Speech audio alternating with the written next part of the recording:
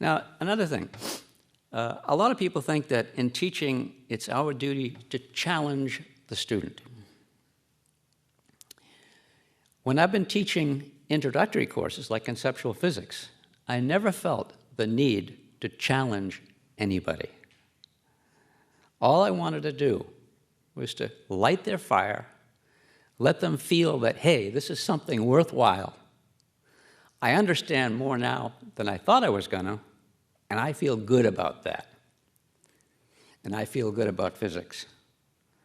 So what do they leave with? They leave with a nice flavor that, hey, wow, this was nice. Everything is connected. And of course, that's the way I always taught physics, is the connections of nature. In fact, physics is a study of those rules, the rules of how everything is connected. Now, when I was teaching in the 60s and then in the 70s, there was a lot of hue and cry about courses becoming relevant, not becoming relevant, that a course would have to be relevant to be valued. And if that course wasn't relevant to the students' everyday life, they were wasting their time. And there was a lot of rebellion across the river there in Berkeley about courses being relevant. Well, what could be more relevant than the rules by which all the physical things around us are connected? If you don't understand the rules of any game, you can't appreciate the game. Game of chess, checkers, computer game, party game. If you're watching people play some game, sports game, and you don't know the rules of the game, you can't really participate in a meaningful way as to what the game is about. It's not for you. Well, there's rules of life. And in physics, it's the rules of the physical part of life, physical things around you. And to go through life and not be acquainted with those rules and call yourself educated? No way. So students realized that, hey, this is important stuff. Now I know why the sky is blue. Now I know why the water is blue. And why when it tumbles over the rocks, the little parts are white. And why the clouds are white. And why the stars shine. And why everything is round up there, gravity pull in the corners. And how everything's falling. The satellites are falling all the time. Even the stars, you look at the fixed stars, they're not fixed, they're all falling around the center of the galaxy. And to find out how all this is working, whoo, it's wonderful. So I taught that kind of thing.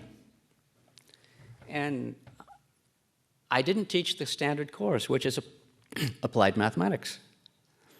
But most physics courses would be really a course in problem solving, how to solve problems, and da-da-da, roll up your hands. Where an instructor say, look, I don't like this any more than you do, but let's begin. You know, I mean, that type of thing. I remember when I first come here, I went to a party, brand new faculty. And I was first year here. I went to a party in someone's house, and all these teachers were there, and we're all drinking, having a good time. And one of the teachers was a little bit soused, and he said, come on, let's be honest, we're really in this for the money now, don't kid ourselves. And he looked at me, and I looked at him. I didn't say anything. But he could see in my eye that, oh, well, in it for the money. My God, it's a way of life. Talk about caregiving, nursing, medical, teaching. It's a way of life. You can lift people. Because in the classroom, you've got power. When that class begins, you close the doors. Honey, you're in charge. You have power over those students. They will grovel to you. I remember one time looking out my window up in S170, where my office, and seeing a student walk up and approach a professor who was walking out. And the student says, Mr. So-and-so, do you have our exams back yet? He said, no, I told you I'll get to those when I can. Oh, no, I'm not trying to hurry you or anything. I just want... And I thought that student ought to say, you ought to get those out. Student couldn't say that. Power.